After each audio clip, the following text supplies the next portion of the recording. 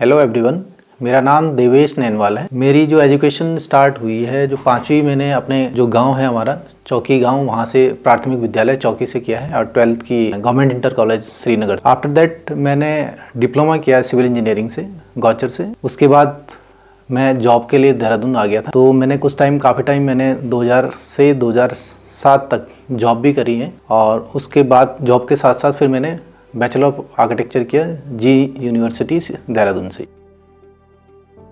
2007 में हमने office start कर दिया था आर्किटेक्चर का और 2007 से 2011 तक तो कुछ ऐसे ही चलता रहा, कभी ऊपर कभी नीचे, जीवन के थपेड़े जिसको बोलते हैं वो खाते रहे। पर 2012 से हमने प्रॉपर अपना ऑफिस सेटअप कर दिया था और 2012 से और कंटिन्यू आज तक हम लोग प्रॉपर आर्किटेक्चर कंसल्टेंट को रन कर रहे हैं। पहले जब मैं जॉब करता था, जॉब में काफ़ी लिमिटेशन रहती थी कि आपको जो भी आप काम करोगे तो आपको एक मतलब ऑब्वियसली जो आपका बॉस है उसी के अंडर में काम करना पड़ेगा और उन्हीं का जो एक सच एक लिमिटेड एक उनका जो क्राइटेरिया होता है विद इन उस क्राइटेरिया के अंदर आपको काम करना पड़ता है कि आपको एक फ्रीडम नहीं रहती कि कैसे आप अपने आप को, कुछ क्रिएटिविटी है तो उसको कैसे धरातल पर उतारें। तो ये हुआ कि नहीं, जॉब तो नहीं करनी है, हम खुद इंडिपेंडेंट ही अपना काम करेंगे और जो भी मेरी अपनी पर्सनल क्रिएटिविटी है, जैसे मैं अपने आप को अगर हम बात करूं तो एक ऑर्गेनिक आर्किटेक्चर या ऑर्गेनिक आर्किटेक्ट मैं बोल सकता हूं, क्योंकि मैं मैक्सिमम जो भी यूज़ करता हूं ऑर्गेनिक प्रोडक्ट या ऑर्गेनिक मटेरियल में यूज़ करता हूं बिल्डिंग में।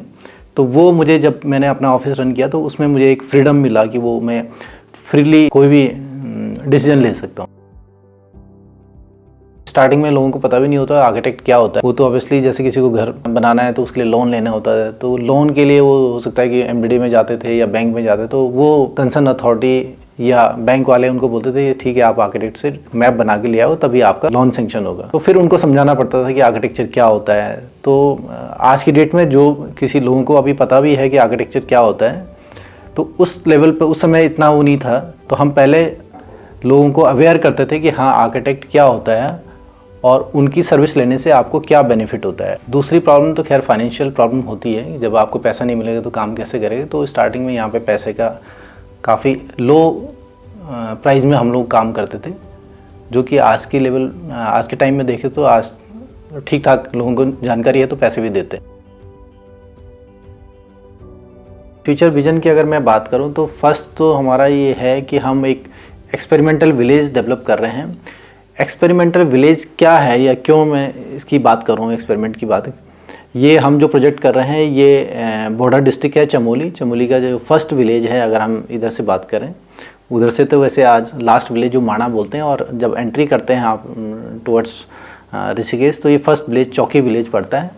हम इस विलेज पे काम कर रहे हैं। इस विलेज में एक्सपेरिमेंट की बात करूँ तो एक्सपेरिमेंट मीन्स वहाँ पे हर चीज़ को एक्सपेरिमेंट करना है, क्योंकि आज ऑलमोस्ट सारा गांव पलायन हो चुका है और वहाँ पे सारे जितनी भी हमारी एग्रीकल्चर लैंड थी ऑलमोस्ट बैरन हो चुकी है।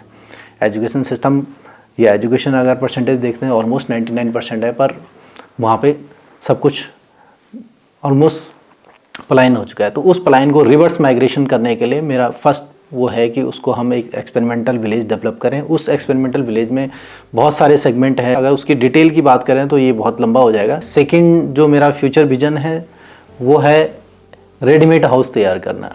रेडीमेड हाउस तैयार करना आज की डेट में इसलिए बहुत ज़रूरी हो गया कि क्योंकि बहुत सारे लोग ऐसे कि आज हो सकता है इस शहर में, कल दूसरे शहर में, परसों तीसरे शहर में, दूसरा किसी के पास इतना टाइम नहीं है कि वो 1 साल 2 साल एक घर बनाने में लगाए। हो सकता है किसी का ट्रांसफ़र आज इस शहर से हो गया, अगर उसको इस शहर में आपको रेजिडेंस चाहिए, उसके पास हो सकता है प्लॉट है। ये प्लॉट आप ऐसा भी कर सकते हैं किसी से लीज पे लेके 1 साल के लिए आपने 2 साल के लिए प्लॉट लीज पे ले लिया और वहाँ पे आपके पास जो रेडीमेड हाउस है उसको फिक्स कर सकते हैं।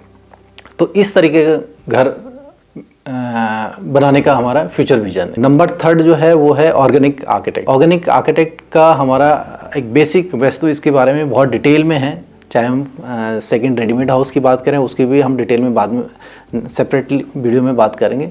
ऑर्गेनिक आर्किटेक्चर में जैसे हम छोटा सा मैं 2-3 पॉइंट बता देता हूँ। जैसे एक तो नेचुरल मटेरियल का कैसे हम बेस्ट इस्तेमाल कर सकते हैं।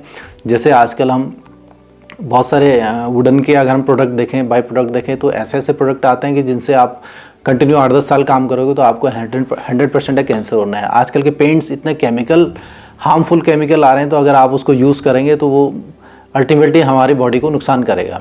जैसे आजकल की बात करूँगे हर घर से घर मिल गया, मतलब प्लॉट इतने छोटे हो गए, जो पहले फार्म हाउस या बड़े बड़े ज़मीनों में घर बनते थे, आज वो सीमेंट के जस्ट मैच बॉक्स रह गया। तो लगते हुए जब हमारे कंटिन्यू घर बन जाते हैं तो हमारी रोशनी, हम कितना भी वास्तु फ्रेंडली डिज़ाइन करें तो हमारे कुछ ना कुछ रूम्स ऐसे हो जाते हैं कि जो डार्क हो जाते हैं, उनके अंदर लाइट नहीं आती है, या दिन में भी हो सकता है आपको लाइट जलानी पड़े। तो उसमें कुछ हम ऐसे प्रोडक्ट डेवलप कर रहे हैं कि आपके घर में चाहे वो चारों तरफ से घिरा हो या ज़मीन के 3 स्टोरी ज़मीन के नीचे भी हो, तो वहाँ पे आपको नेचुरल लाइट मिल जाएगी।